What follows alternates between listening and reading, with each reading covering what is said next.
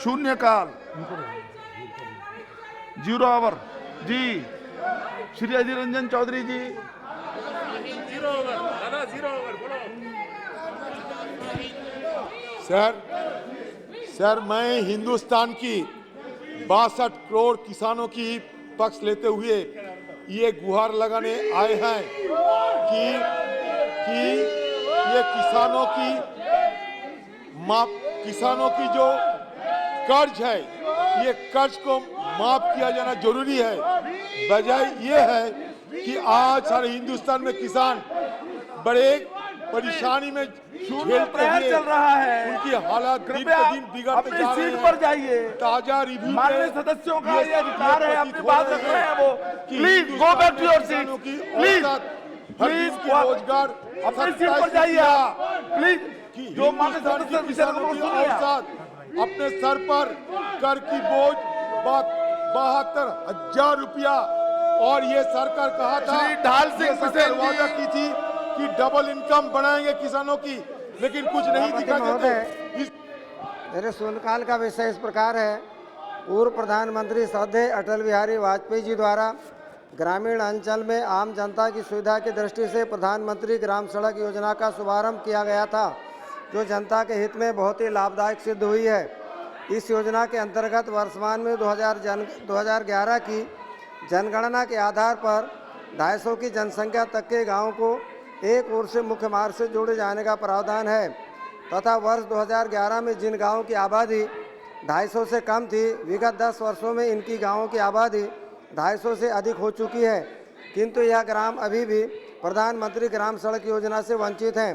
साथ ही इस योजना में एक गांव को एक ओर से मुख्य मार्ग से तथा दूसरे गांव को किसी अन्य दिशा से मुख्य मार्ग से जोड़ा गया है। इन्हें इंटरलिंक करने का कोई प्रावधान नहीं है। इस कारण अनेक गांव एक दूसरे से जुड़े नहीं होने से ग्रामवासियों को मूलभूत आवश्यकताएं, स्कूल, शिक्षा, चिकित्सा, राशन आदि के लिए कच्चे मार्ग से ही जाना पड़ता है। अतः माननीय पंचायत मंत्री महोदय से अनुरोध है कि जो गांव 250 की जनसंख्या से छूट गए हैं या जो 250 से अधिक हो गए हैं, 2 गाँव को जोड़ने वाले इंटरलिंक कच्चे मार्गों को प्रधानमंत्री सड़क योजना में सम्मिलित करने की योजना बनाकर पक्की सड़क बनाने की दिशा में कार्य योजना बनाने का निर्देश करने का कष्ट करेंगे। धन्यवाद। श्री आर.के. सिंह जी। आर.के. सिंह जी। श्री रतनलाल कटारिया जी। सभापति महोदय, सरकार ने प्रधानमंत्री जी के नेतृत्व में शहरी विकास मंत्रालय को अमृत 2 के अंतर्गत 2,77,000 करोड़ रुपए के परिव्यय का प्रावधान किया है। यह राशि 24-25 तक खर्च की जाएगी। इस प्रकार अमृत 2 योजना के अंतर्गत शहरों में स्वच्छ जल, घरेलू सीवर, सेप्टिक प्रबंधन का 100% कवरेज का लक्ष्य रखा गया है। मैं माननीय प्रधानमंत्री जी से मांग करता हूं कि मेरे अम्बाड़ा लोकसभा एक आरक्षित क्षेत्र है, जिसमें 3 नगर निगम अम्बाड़ा, यमुनानगर और पंचकुला पड़ते हैं, जिसके अंतर्गत मेरी मांग है कि शहरी क्षेत्रों में कार्य को बढ़ावा देने हेतु अमृत 2 के अंतर्गत राशि को मेरे क्षेत्र में भी आवंटित किया जाए और जो नगर परिषद हैं उनको भी राशि प्रदान कराई जाए। Thank you. आप अपने स्थान पर जाइए। माननीय सदस्य शून्य प्रहर में अपने विषय रख रहे हैं।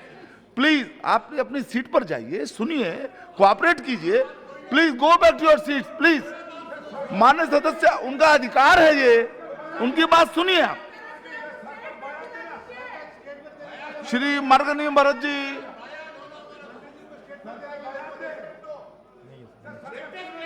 Doctor T R. Parivendra ji. Doctor T R. परिवेंद्र।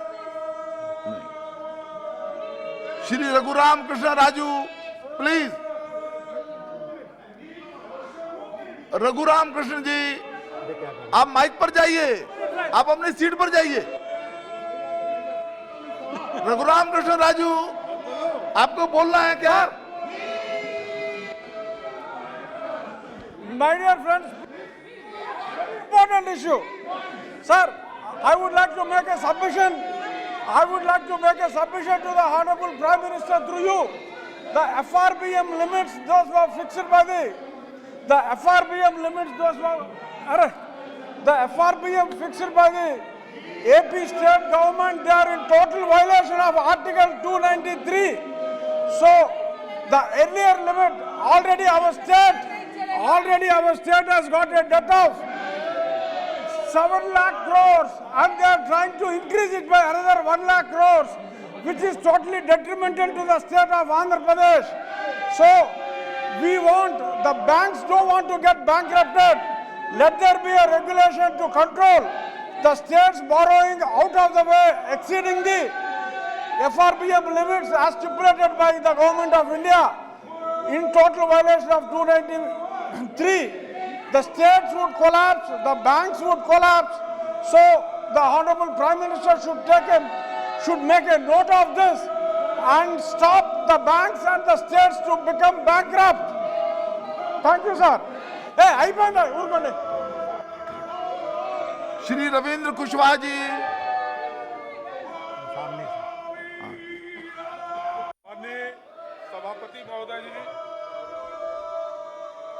Bharat सरकार की महत्वाकांक्षी योजना हर घर नल द्वारा जल पहुंचाने के अंतर्गत देश के सभी ग्राम सभाओं में बने या निर्माणाधीन पानी की टंकियों को बनाकर सरकार ग्राम सभाओं को सुपुर्द कर रही है। महोदय, आपको अवगत कराना है कि ग्राम सभाओं के पास कोई प्रशिक्षित टेक्नीशियन न होने के कारण टंकियों का रखरखाव और पानी का सुचारू रूप से संचालन नहीं हो पा रहा है। मेरे संसदीय क्षेत्र सलेमपुर में बहुत सारी पानी की टंकियां इसी वजह से चालू नहीं हो पा रही हैं। साथ ही बहुत सारी पानी की टंकियां विगत कई वर्षों से बंद पड़ी हैं, जिनकी कोई सुन लेने वाला नहीं है, जिससे आम जन को अत्यंत कठिनाइयों का सामना करना पड़ रहा है। महोदय, मेरा क्षेत्र हैवी मेटल पानी का क्षेत्र है। पानी की टंकियों के सुचारू रूप से न चल पाने के कारण सभी लोग हैवी मेटल युक्त पानी पीने के लिए मजबूर हैं।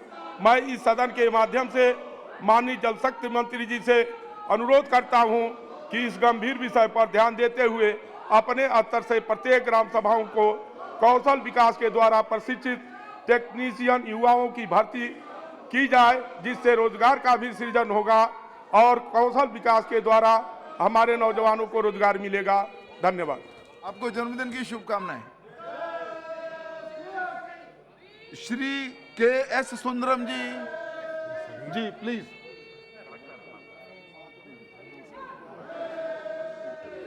Sir, train services have been resumed in almost all the sections in Southern Railway after post-COVID effect. As of now, no trains are running permanently between Pollachi and Coimbatore since March 2021 till date. Thousands of government employees, private employees, traders, college, school students, general public were daily using the train service between Pollachi and Coimbatore before the COVID-19 pandemic. So we kindly request the railway to immediately restart the train services. Pollachi Coimbatore, Pollachi passenger trains 2 trips daily. Coimbatore Palani, Coimbatore passenger trains 2 trips daily, which were operated till March 2020 in Pollachi Bothanur section.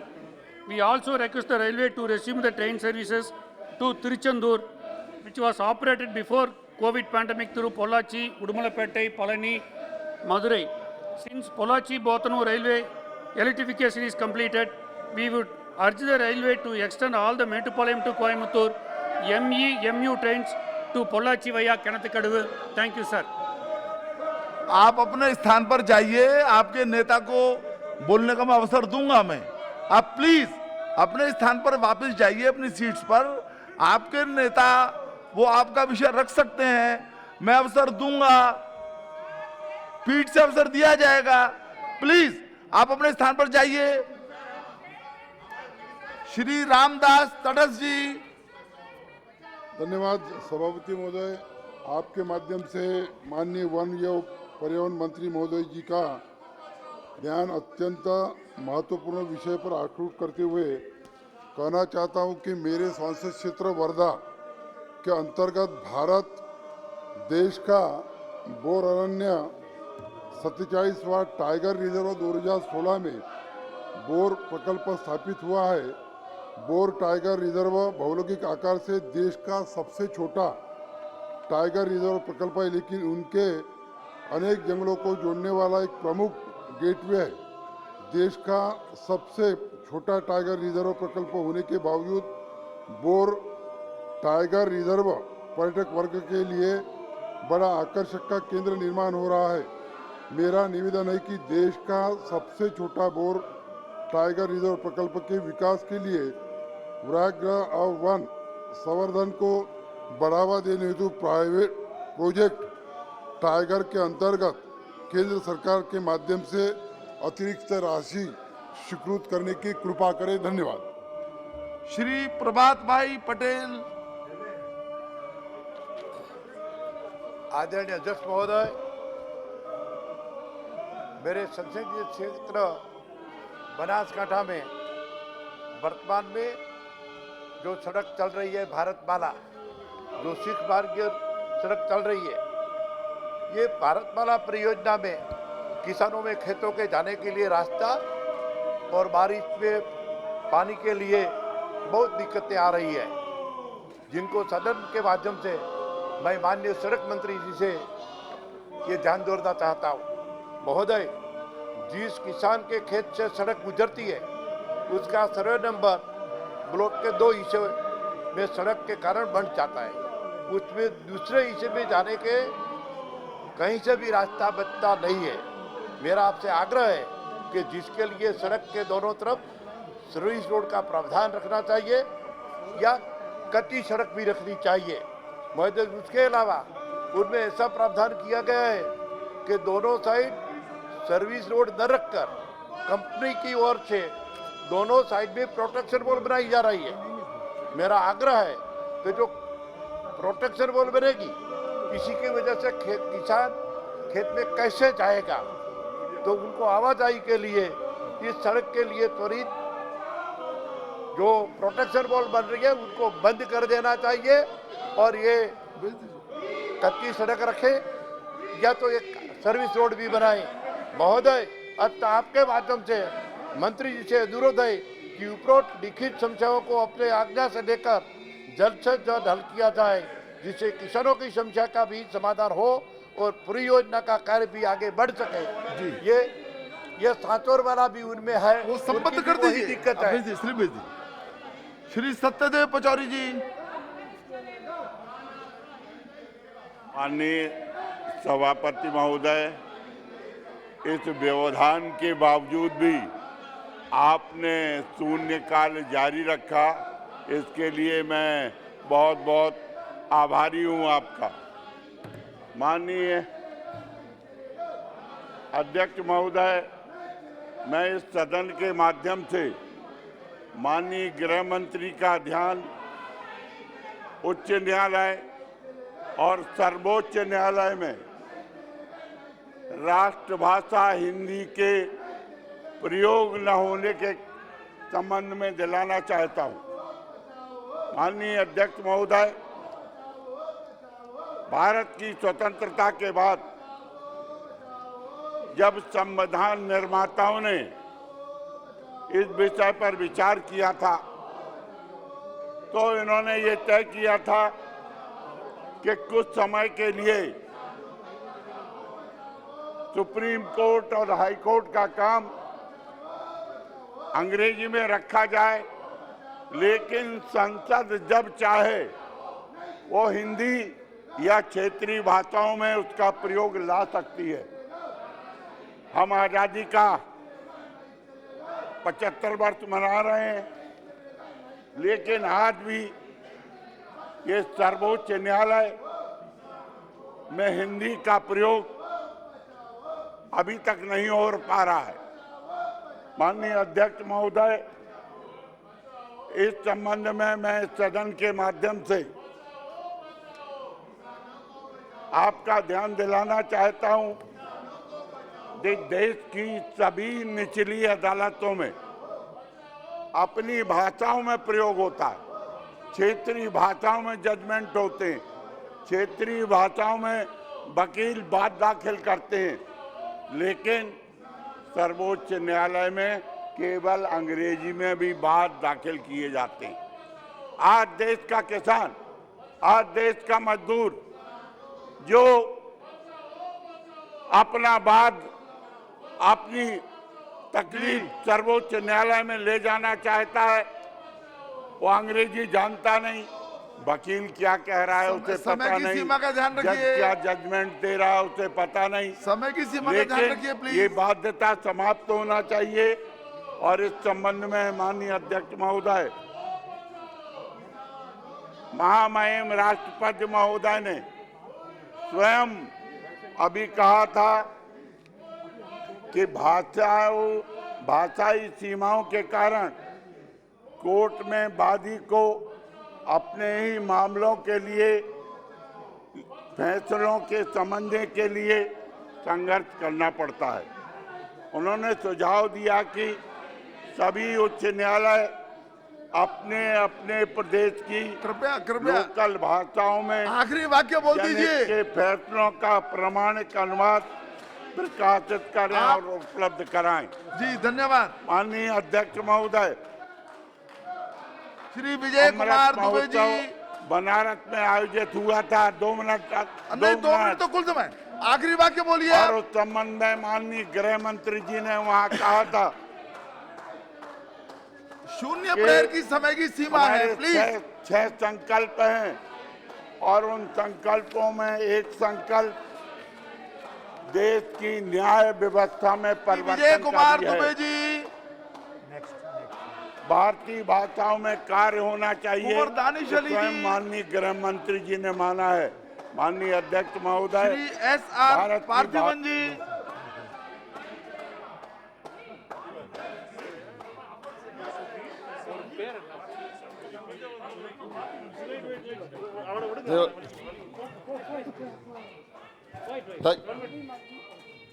Thank you, sir.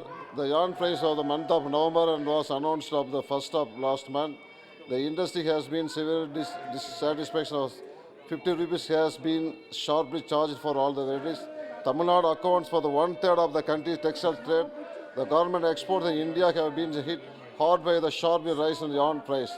If the price yarn is not controlled, the many companies in the textiles industries, the second largest in the country, will be the force of the close to the job loss will be huge. The major reason for the rise of the cotton price due to the imposition of 5% basic customs duty, the 5% agriculture infrastructure development tax, and 10% social welfare tax in the control.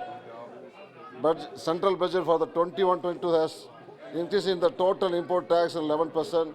Therefore, the minister should intervene to protect the textiles industries and prevent the job loss, remove the 11% import duty of the cotton, avoid the speculation. In addition, the order the participants in the electronic action. For small, medium, and micro enterprises, the exchange terms and conditions should be adjusted to the list of 500 cotton bales from December of March in the peak cotton procurement period. Extension of the 5% subsidy to the cotton mills should be given, sir. Thank you, sir. Shri Gopal Shetty जी, श्री गोपाल शेट्टी। धन्यवाद अध्यक्ष महोदय जी। मैं मुंबई शहर के एक अत्यंत महत्वपूर्ण और जटिल समस्या पर आपका ध्यान आकर्षित करना चाहता हूं। मैं आभार व्यक्त करता हूं देश के प्रधानमंत्री सम्मान्य नरेंद्र मोदी जी का, जिन्होंने आज़ादी के 75 साल यानी 2022 तक देश के सभी लोगों को हक का पक्का घर देने का घोषणा किया और पूरे देश भर में 1.25 करोड़ से ज़्यादा लोगों को इसका अप्रूवल भी दिया, जिसमें महाराष्ट्र में 11.5 लाख लोगों को घर देने के लिए उन्होंने अप्रूवल दिया। मुंबई शहर की अगर मैं बात करूं तो मुंबई शहर के पूर्व मुख्यमंत्री सन्मान्य देवेंद्र फडणवीस जी ने कायदे में सभी प्रकार के बदलाव करके 2018 में सभी जो 2011 तक के अपात्र लोग हैं उनको भी घर देने का नियम बनाया, कायदा बनाया। केंद्र सरकार ने सभी को 2.5 लाख रुपया देने का वादा भी किया और दे भी रहे, लेकिन उसके बावजूद भी वर्तमान में जो नई सरकार आई है ये 2018 के बदले हुए कानून का अभी तक अमल नहीं कर रही है। मैं मुंबई शहर में बहुत सारे आंदोलन के माध्यम से ध्यान आकर्षित किया, मुख्यमंत्री से लेकर सभी अधिकारियों को मैं मिला। मैं मुंबई महाराष्ट्र के राज्यपाल महामहिम राज्यपाल जी को मिला, राज्य मानव आयोग के पास भी हम लोग गए, इसका आदेश भी उन्होंने दिया अब राष्ट्रीय मानव आयोग के पास ये प्रश्न प्रलंबित है। मैं आपके माध्यम से सरकार से निवेदन करूंगा कि केंद्र सरकार तुरंत हस्तक्षेप करके दिसंबर 2021 के पूरे होने के पहले 2022 आने के पहले केंद्र के जो योजना है और हमारे देश के प्रधानमंत्री का सपना है जो सबको हक का घर देने का, मुंबई शहर के लोगों को भी यह मिले, इसके लिए मैं आपके माध्यम से निवेदन करता हूं। धन्यवाद। उलाका जी। Dhanyawad, Speaker, sir. I would like to raise an important issue of my constituency regarding railways. This is the Gunpur-Tiruvallur rail line, for which is pending for many days because there is a disagreement between the state government and central government on the financing of it. I would request that this project should be approved at the earliest and a committee should be set up where the state government, the railway ministry and the MP, we can be involved and revive the project. In addition to this, sir, on railways, the Raigada railway division work is pending for a long time. This has been announced before the election, but this has not been done. On the Vistadam coach, the Visakhapatnam Aruku Vistadam coach is currently available. We would request this to be extended to Koraput and Raigada. This is a very, very scenic place with lush green trees and lovely waterfalls and so on. We would request the railways to restart the trains from Koraput to Raigada and introduce Vistadam coaches there to promote tourism. At the same time, sir, the Rajyarani Express in Gunpur, this is only thrice daily, thrice weekly, we want to extend to weekly. And the Bhubaneswar Palasa Memu Express, we want to extend it to Gunpur. In addition to this, Jimidipetta, Teruvali and Lakhimpur, the railway stations, train used to stop in this particular station, but post-COVID time, train is not stopping here. So these are some of the very genuine demands of the people. I would request the Ministry of Railways to kindly consider all the demands and do the needful and send a response back to us. Thank you, sir. Shri Dilip Saikia जी। नमस्कार अध्यक्ष जी, शून्यकाल में आपने मेरे को बोलने का अवसर प्रदान किया। मैं एक बहुत ही महत्वपूर्ण लोक महत्व के विषय आपके सामने रखना चाहता हूं। मेरा संसदीय क्षेत्र में दरंग जिला अभी भी रेल मानचित्र में नहीं है। मैं इस विषय को 2 बार पहले सदन में उठा चुका हूँ। महोदय, मैंने माननीय रेल मंत्री जी से 24 जुलाई 2019 को मेरे संसदीय क्षेत्र मंगलदय में रेलवे लाइन की निर्माण के संबंध में प्रश्न पूछा था, जिसके उत्तर में माननीय मंत्री जी ने बताया था कि इस रेल लाइन के लिए 2016-17 में सर्वे स्वीकृत किया गया था और सर्वे का काम भी पूर्ण हो चुका है, लेकिन सर्वे के रिपोर्ट का निरीक्षण कर अभी तक लागू नहीं किया गया है, जिसके कारण रंगिया से डेकरगांव भाया बेजरा दुमनीसुकी सिपाजार मंगलदय खरपतिया दलगांव ओरंग लगभग 140 किलोमीटर की रेल लाइन निर्माण का कार्य लंबित पड़ा हुआ है। महोदय, मेरे संसदीय क्षेत्र मंगलदय के दरंग जिले में कोई भी रेलवे स्टेशन अभी तक नहीं है। दरंग जिले से सटे हुए बांसका जिला में गोरेश्वर रेलवे लाइन स्थित है, जिसके कारण क्षेत्र की जनता को काफी कठिनाइयों की सामना करना पड़ रहा है। मेरा आपके माध्यम से माननीय रेल मंत्री जी से निवेदन है कि रंगिया से डेकरगांव रेलवे लाइन की सर्वे के रिपोर्ट जल्द ही जल्द स्वीकृत करके रेल लाइन के निर्माण कार्य हेतु डीपीआर और फंड आवंटन की आने वाले रेल बजट 2022 में शामिल किया जाए और एक निश्चित समय सीमा में यह कार्य पूर्ण हो सके। इसके लिए किसी को जवाबदेही तय करके जिसके कार्य तय समय के शुरू किया जा सके। महोदय, मैं आज़ादी के इस अमृत वर्ष इस महोत्सव में मैंने फिर से इस सदन के माध्यम से माननीय रेल मंत्री जी को गुजारिश करना चाहता हूँ कि मेरे दरंग जिला को रेल मानचित्र में शामिल करके इस दरंग जिला वासियों को बहुत सुविधा मुहैया कराइए। बहुत बहुत धन्यवाद महोदय जी। Please Sir. The Kerala government is trying to build a most modern state. Unfortunately, the central government has become an obstacle to the development of Kerala state. The center and state had agreed in principle to build a semi-high-speed railway line that would drastically reduce the travel time between Thiruvananthapuram and Kasaragod to less than 4 hours. The central government changed the track and said it was unwilling to give financial guarantee for the projects. Sender seemed to succumb to the pressure exerted by the Nexus. It had backpedaled in the Sabarimala airport. Thiruvananthapuram Chenganur suburban highway and other critical infrastructure projects such as other demand is for you. Other demand is for you. Shri लाबू Shri Krishna ji, It had backpedaled in the Sabarimala airport. Thiruvananthapuram Chenganur. Sir, recently I had opportunity to speak with the Agriculture Society chairman and members of my constituency and my area of Palnadu. They came up with numerous problems with regards to the farmers. Primarily among the problems they expressed was non-availability of the fertilizers, like DAP and urea in our state of Andhra Pradesh, sir. Concerning this state of affairs, there's a huge black marketing also happening in that area, sir. Concerning this state of affairs, I request that the center make fertilizers available to the states without any further delay and provide a detailed timeline of when it will be done to keep the rate of the DAP and the previous subsidy rate at 1200 rupees per kg instead of 650 rupees for farmers in areas experiencing severe economic losses due to the heavy rainfall, sir. Most important them, I additionally request that the farmers' plight be taken urgent recognition and development of indigenous capabilities to meet our fertilizer needs be ramped up. To the Speaker, I humbly request the Ministry of Chemicals and Fertilizers and Agriculture and Farmers' Welfare to take the action on the above issues, sir. Thank you very much. Shri Ganesh Singh ji, सभापति महोदय, मेरा 0 our की list में नाम है, लेकिन मैं आपकी अनुमति चाहता हूं नियम 227 के तहत विशेषाधिकार से संबंधित मामला उठाने की अनुमति दी जाए। माननीय अध्यक्ष महोदय, जैसा कि आपको विदित है कि मैं लोकसभा सतना संसदीय क्षेत्र का लगातार चौथी बार प्रतिनिधित्व कर रहा हूं। मेरे संसदीय क्षेत्र सतना के अंतर्गत रैगांव विधानसभा क्षेत्र है, जिसका उपचुनाव 30 अक्टूबर 2021 को हुआ था। दिनांक 28 अक्टूबर को मैं सतना से नागौद विधानसभा के कुलगड़ी गांव रैगांव विधानसभा क्षेत्र के सिद्धपुरा गांव होते हुए जा रहा था।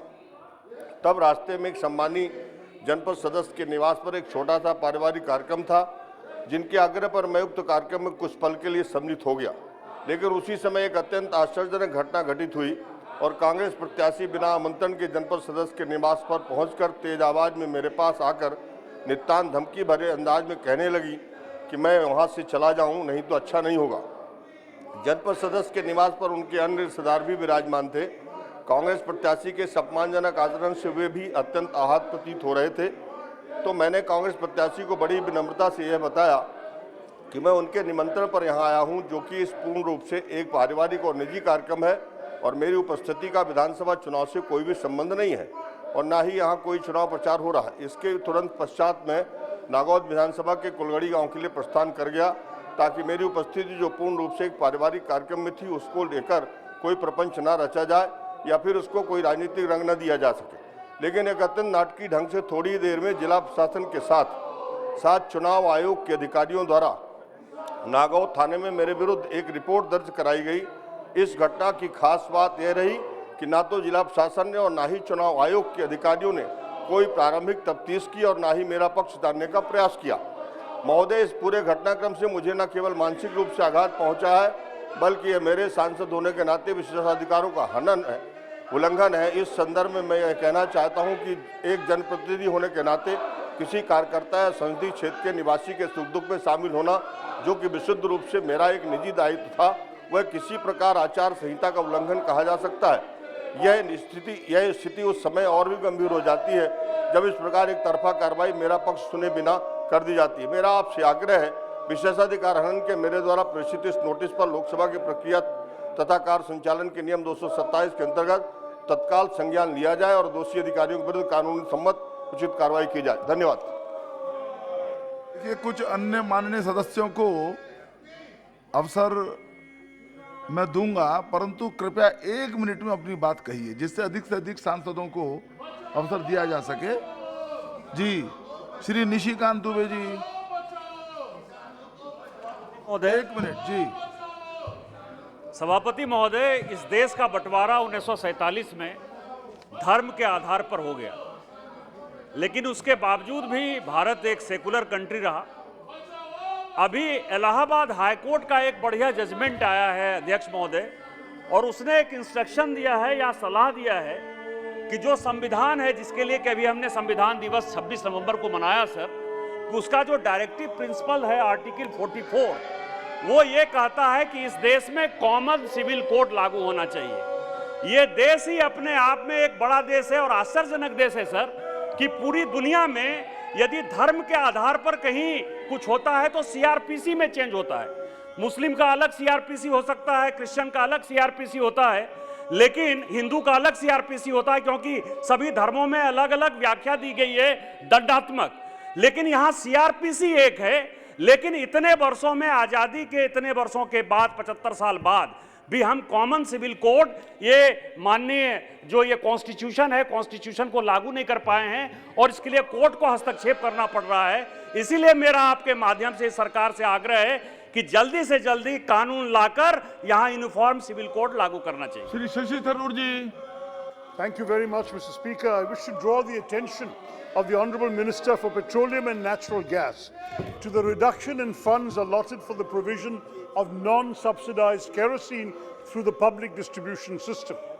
It is particularly the supply is vital for fisherfolk who rely on kerosene for fuel for their fishing boats. For the year 21-22, Kerala has been allotted 15,108 kilolitres of non-subsidized PDS kerosene, which is grossly insufficient to meet the needs of the fishery sector, that is the backbone of the state's economy.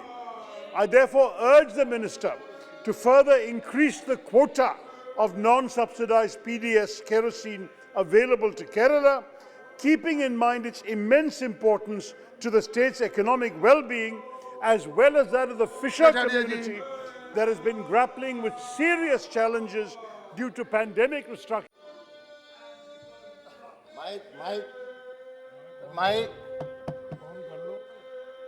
बहुत बहुत धन्यवाद उपाध्यक्ष जी। मैं आपके माध्यम से पहले तो माननीय प्रधानमंत्री जी का भी बहुत बहुत धन्यवाद करता हूं। और आज पूरे देश में एक नया शिक्षा नीति हमारे प्रधानमंत्री जी के नेतृत्व में जब अमलवारी हो रहा, तब मेरे क्षेत्र अमरेली गुजरात में कई सालों से मैं इसी सदन में बार बार ये इश्यू 0 ओवर की ओर से और 377 की ओर से उठा रहा हूँ। मेरे क्षेत्र अमरेली में केंद्रीय विद्यालय का जो कई सालों से मैं ये इश्यू को बार बार मांग कर रहा हूँ, लेकिन अभी ये इश्यू हमारे प्रधानमंत्री नरेंद्र मोदी जी की सरकार में मंजूरी तो मिल गया है, लेकिन कई टाइम से चैलेंजिंग कमेटी नहीं मिलने से ये इश्यू वैसा का वैसा ही पड़ा है। तो मैं आपके माध्यम से माननीय शिक्षा मंत्रालय को ये कहना चाहता हूं कि जल्द से जल्द चैलेंजिंग कमेटी मिले और मंत्रालय से मेरे क्षेत्र को गरीब बच्चों को ये केंद्रीय विद्यालय का लाभ मिले। इसलिए आपके माध्यम से मैं कहना चाहता हूं वो जल्द से जल्द ये काम पूरा करे। धन्यवाद बहुत बहुत। मैं वायु प्रदूषण पे अपनी बात रखना चाहूँगा। आज वर्तमान में केंद्र सरकार वो वायु प्रदूषण को लेकर इन्होंने 3 कदम लिए हैं। National clean air programme, 15 finance commission और commission for air quality management. लेकिन इन तीनों कदम में बहुत से कमियां हैं। नेशनल क्लीन एयर प्रोग्राम में अभी तक कुछ ठोस कदम नहीं लिए गए हैं, सिर्फ कुछ प्लान्स बने हैं लेकिन कोई ठोस कदम नहीं है। 15 फाइनेंस कमीशन को लेते हुए ग्रांट दिए गए हैं लोकल म्यूनिसिपल कॉरपोरेशंस को, लेकिन वहाँ पे भी बहुत पैसा आवंटन होने के बावजूद भी कोई ठोस कदम नहीं है। जो commission for air quality management है वो सिर्फ नेशनल कैपिटल रीजन को देखता है, जबकि वायु प्रदूषण पूरे इंडो गैंजेटिक प्लेन में है। तो मेरी दरखास्त रहेगी कि वर्तमान सरकार से कि वायु प्रदूषण पे प्रधानमंत्री को खुद हस्तक्षेप करना चाहिए। प्रधानमंत्री और इंडो गैंजेटिक प्लेन के सभी मुख्यमंत्री इस वायु प्रदूषण को महत्व देते हुए भारत के लिए एक ठोस कदम उठाना चाहिए। धन्यवाद। श्री ए राजा। Thank you, sir. Sir, in my constituency, the Nilgiris, the headquarters town is called Udagamandalam, is known as Queen of Hills in Tamil Nadu. Sir, this area is known for cinema shootings. Various films were taken in this area in Tamil, Malayalam, Hindi and Kannada. Sir, vast tract of lands are available, which was crowded by other important beautiful forest covers and thick towns like Kotagiri, Gudalur and Kunnur. Sir, 10 years back, I remember that a proposal was mooted by the central government to erect a film city in Ooty, Udagamandalam. For the reasons best known to the government, it was stopped for some reasons. My humble request to the government is, please consider the proposal again. State government is ready to facilitate all the helps, to extend all the measures.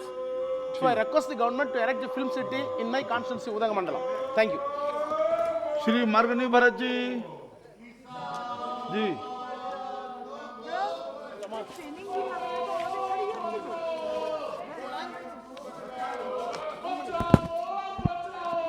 Thank you, Chairman, sir. Sir, as we all know that this COVID-19 pandemic has devastated the whole world, sir, and shackled our country. So, especially our state, Andhra Pradesh, as we all know that our state got bifurcated, and we need to get the promises made, and also the State Bifurcation Act has to be implemented, but not yet happened, sir. But of late, what happened, sir, regarding this pandemic, the government of India has given a provisions for all the states for raising the FRBM limits from 3% to 5%, sir.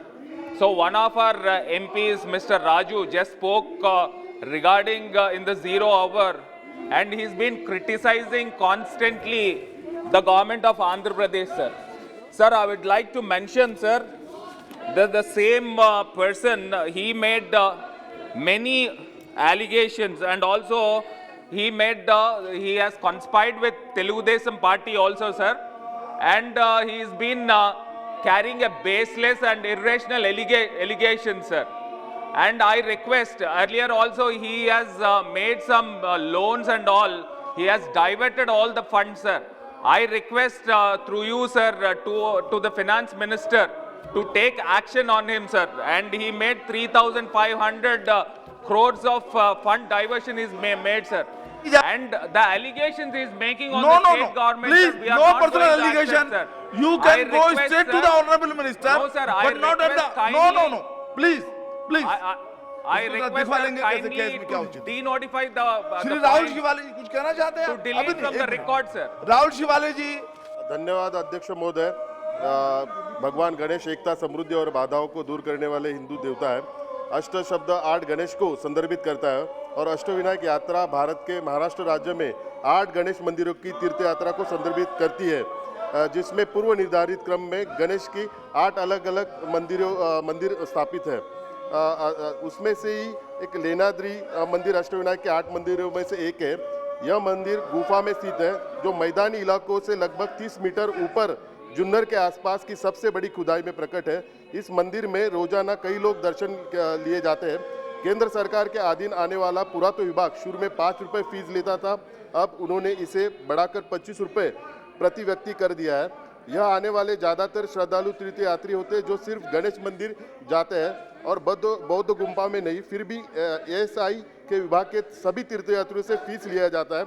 यदि ASI सिर्फ बौद्ध गुफाओं में प्रवेश शुल्क ले तो गणेश मंदिर के तीर्थयात्री मुफ्त में दर्शन कर सकते हैं। इसलिए आपके माध्यम से माननीय पर्यटन मंत्री और पुरातत्व मंत्री से मैं अनुरोध करता हूं कि कृपया उपरोक्त मामले में हस्तक्षेप करके संबंधित अधिकारियों को बौद्ध गुफाओं के पास शुल्क संग्रह करने के लिए स्थानांतरित करने के लिए निर्देश दे दिए और गणपति तीर्थयात्रियों को दर्शन के लिए शुल्क नहीं ले। धन्यवाद। श्री देवजी भाई पटेल। धन्यवाद अध्यक्ष महोदय। मैं आज इस कोविड महामारी में प्रधानमंत्री जी का धन्यवाद करूंगा, जिन्होंने हमारे जो नरेगा में काम कर रहे मजदूरों के लिए बजट बढ़ाने का कार्य किया। लेकिन आज राजस्थान में एक समस्या खड़ी हो गई है। नरेगा के मजदूरों का जो एफटीओ चढ़ता है अध्यक्ष महोदय, उस एफटीओ को चढ़ाने के बाद में कई दिनों तक उनका पेमेंट नहीं किया जाता है। आज पिछले कई महीनों से हमारे वहाँ के जो एसटी के जो बंधु है, उन बंधुओं के पास में जब हम बात चर्चा करते हैं, वो बेचारे अपनी मजदूरी करते हैं, लेकिन उस मजदूरी का भुगतान उनको 2.5 महीने तक नहीं दिया जाता है। और एक नरेगा की दिशा की जो कमेटी है, उस कमेटी के तहत भी रिपोर्ट आई है। उस रिपोर्ट में भी अध्यक्ष महोदय 11,540 के करीब लेबर का पेमेंट 30 से 60 दिन के बीच में किया हुआ है। ऐसे अधिकारियों को सजा देने का भी प्रावधान है, ऐसे अधिकारियों से जुर्माना लेने का भी प्रावधान है। लेकिन हमारे अनुसूचित जनजाति के लोगों को ये विषय पता नहीं होने के कारण अध्यक्ष जी कई महीनों तक का उनका जो भुगतान का नुकसान, और मजदूर का मजदूरी का जो पेट पालता है, उसका मजदूरी का पेट पालने के लिए उसको पैसा नहीं देना है, ये उनके साथ में अन्याय। मैं सरकार से निवेदन करूंगा कि इसमें हस्तक्षेप करे और उन मजदूरों को जल्द से जल्द पेमेंट मिले, ऐसी व्यवस्था करवाई जाए। बहुत बहुत धन्यवाद। रूडी जी, राजीव प्रताप जी, कुछ कहना चाहते थे आप? सभापति जी, मैं सामान्य नागरिकों की चिंता व्यक्त करना चाहूँगा। और जैसे ही ठंड का मौसम आता है और जिस प्रकार से हवाई यातायात सेवाएं प्रभावित हो रही हैं, विशेष करके देहरादून हो, पटना हो, रायपुर हो, इन सभी स्थानों से उड़ने वाले सुबह के विमान विलंब से चलते हैं, जिसका परिणाम होता है कि दिल्ली में आकर के सब एकत्रित होते हैं और लगातार तमाम आगमन विलंब से भारत में चल रहे हैं। और इसके पीछे मुख्य कारण है कि ये तमाम हवाई अड्डे जो देश भर के भीतर हैं, उन्हें जो ठंड के मौसम में जो कैट 3 व्यवस्था होनी चाहिए, जिस प्रकार से जो यंत्र लगने चाहिए, उन यंत्रों के नहीं लगाए जाने के कारण लो विजिबिलिटी टेक ऑफ्स नहीं हो पाते हैं और परिणाम स्वरूप ये सभी विमान लेट होते हैं और देश भर के लाखों पैसेंजर्स को इसकी कठिनाई का सामना करना पड़ता है। महोदय का विशेष रूप से बिहार में जितने भी पटना से उड़ने वाले विमान हैं, अगले 3 महीने तक सब वो विलंब से उड़ेंगे। और इसी कारण आज बिहार में एक नए ग्रीनफील्ड हवाई अड्डा की आवश्यकता है, जिसकी मांग हमने बार बार की है और सरकार के पास लंबित है।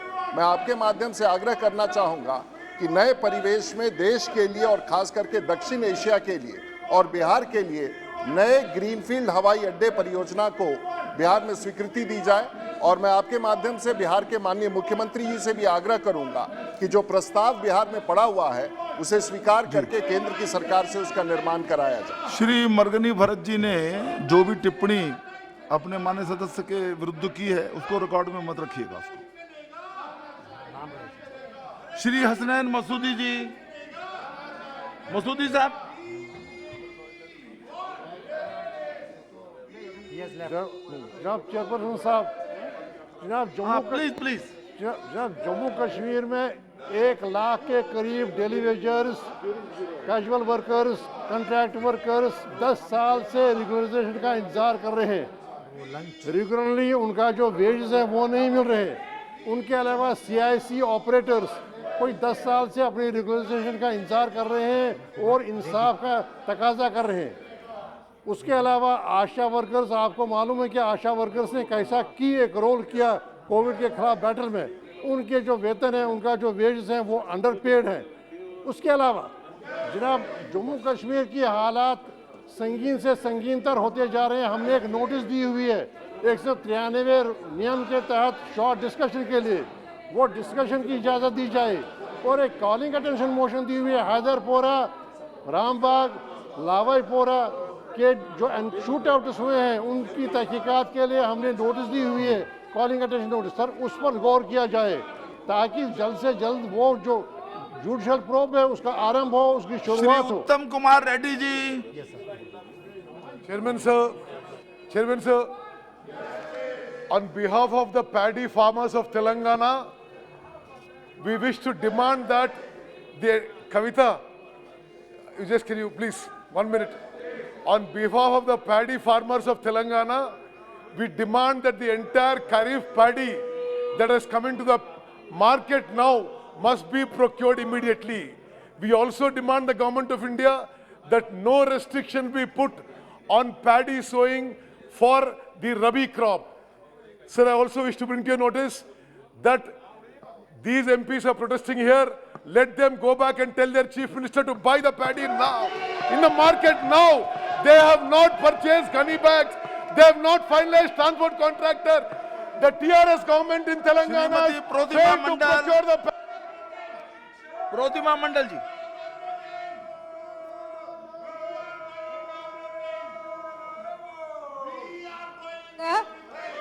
Civil service examination conducted by UPSC is one of the most coveted exams in the country. It is responsible for appointing the bureaucrats who are the backbone of our nation. The examination pattern requires a candidate to choose an optional subject which plays the most important role to qualify the main stage. There are various number of subjects to choose from, and it is seen that the candidate opts for the same subject in which he or she completed graduation degree.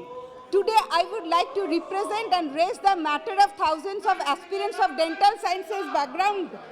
According to the aspirants, it is difficult for them to select an optional as dentistry is not included as a subject by UPSC. There are several subjects like agriculture, animal husbandry, veterinary science, medical science, engineering, but dentistry is left out. This discourages the candidate and are forced to opt for a new subject altogether, so which turns out to be extremely difficult. I believe dental education has been neglected by the government long. It is high time to award the field the status it deserves.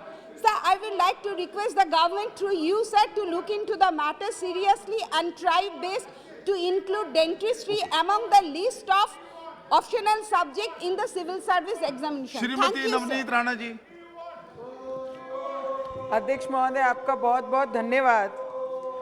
पंतप्रधान आवास योजना के विषय पे मैं बोलना चाहूँगी कि 2022 तक का जो सपना हमारे आदरणीय प्राइम मिनिस्टर जी का है, अगर ग्राउंड लेवल पे हम देखेंगे तो आज स्टेट्स में जो भी हिस्सेदारी हमारी केंद्र से आनी है, वो हिस्सेदारी हमारे केंद्र से हमारे राज्य में हमारे जितने भी लाभार्थी हैं उनको मिल रही है। पर 3 वर्षों से पिछले लोगों ने अपने स्लैब तोड़ दिए। स्लैब लगाने के उसमें वो 3 साल से भाड़े के घरों में रह रहे हैं, उनको उनका दूसरा जो इंस्टॉलमेंट, तीसरा इंस्टॉलमेंट जो राज्य से मिलना है वो अभी तक उनको मिला नहीं है। और आटा के लिए जो ग्रामीण क्षेत्र में आटा मिलता है परमानेंट रेजिडेंस का, उसके लिए उन लोगों को, लाभार्थियों को बहुत दिक्कत का सामना करना पड़ रहा है। उसके साथ में जितने भी पीआर कार्ड शहरी विभाग में मिलने चाहिए वो भी उन्हें मिल नहीं पा रहे हैं। और पंतप्रधान आवास योजना में जितने भी रिटायर्ड ऑफिसर हैं उन्हें उस क्षेत्र में वापस बिठाया गया है कि आप ये काम कीजिए। वो ये काम बिल्कुल भी इंटरेस्ट से नहीं कर रहे हैं। अगर अमरावती क्षेत्र का आप पूछेंगे, क्योंकि रिटायर्ड लोगों को उनकी पेंशन भी लागू है, तो जितने भी लाभार्थी लोग हैं उन्हें ये कोई इंटरेस्ट दिखा के उनका काम करने में इच्छा नहीं रखते हैं। तो उस पर जरूर एक कमेटी बिठाकर जिस भी क्षेत्र में पंतप्रधान आवास योजना चालू है, अगर वो टाइम पे पूरा नहीं हो रहा है तो किसकी मिस्टेक है, किस वजह से लाभार्थियों को उसका लाभ नहीं दिया जा रहा है, इस पे जरूर चौकसी और इस पे कमेटी बिठाइए। इतनी मैं आपसे रिक्वेस्ट करती हूँ। धन्यवाद sir.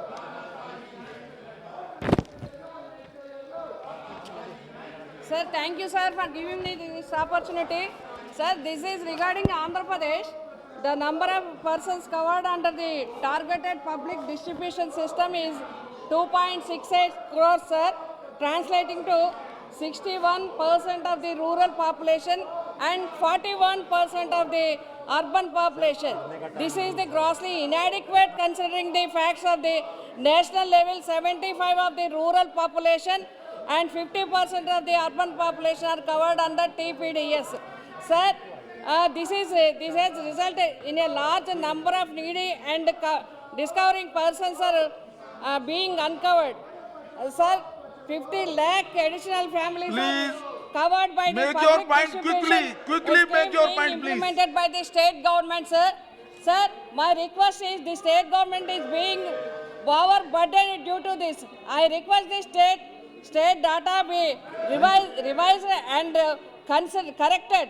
I urge the central government comprehensive view to be taken on the मेरा property फिर level अनुरोध in है, the कृपया state अपनी सीट पर by जाइए। coverage of the Please population of Andhra go back Pradesh to your and seats. TPDS. आप कुछ बोलना चाहेंगे तो मैं अवसर देने के लिए तैयार हूँ। Please NRE call back being your corrected. fellow I members to their therefore seats. request the Please. Union Minister of Piyush Goyal ji, please Shri understand Beni the plight Banan of the ji. people. Sir, thank you, sir. In both peace and crisis, the media plays a key role in the holding parliamentary accountable. Hence, restrictions on access to media must only be made to extraordinary circumstances and for a limited time period only. As if now permission is given only to the official media, Doordarshan, LSTV, RSTV, which have been merged in Sansar, and most of the news agencies attend daily proceeding. Moreover, a lottery system was put in place under which 21 other electronic and print media reporters were allowed to enter the parliament. But it is noted that the English and Hindi media journalists are getting most of the opportunity to enter to the parliament, while only two authorized journalists from Malayalam press media has not the chance. So, therefore, I urge the government that the restriction from the media only be lifted, and more South Indian presses, especially from Kerala, may be given the chance reporting parliamentary matters during the session. Thank you. Moitra जी, संक्षेप में please be brief. मैं प्रत्येक honourable member से request कर रहा हूं, संक्षेप में कहिए अपनी बात जी। Thank you, sir. I would like to bring to the attention of this House a very important issue which is happening in the state of Goa right now. There is a ASI protected site next to St. Cajetan Church in Vela de Goa, in Old Goa. And within the precincts of the church, inside the protected site, there is an illegal construction of a luxury villa of 840 square meters. The Chief Minister, under pressure, has said that he is revoking permission. Sir, it is not enough to revoke permission. The illegal structure must be demolished. Thank you, sir. Shri Ramesh विधुड़ी जी। धन्यवाद। आपने मुझे एक बहुत ही गरीबों के हित में sensitive मुद्दे पर बोलने का मौका दिया है। अध्यक्ष जी, दिल्ली के अंदर 1993 से लेकर 86 के बीच में तब की दिल्ली की सरकार ने गरीब भूमिहीन लोगों को प्लॉट दिए थे, रिहायशी लैंडलेस लोगों को। सर उन लोगों को प्लॉट दे दिए, वहां पर खून पसीने की कमाई के कारण वो लोग रह रहे हैं, गरीब लोग।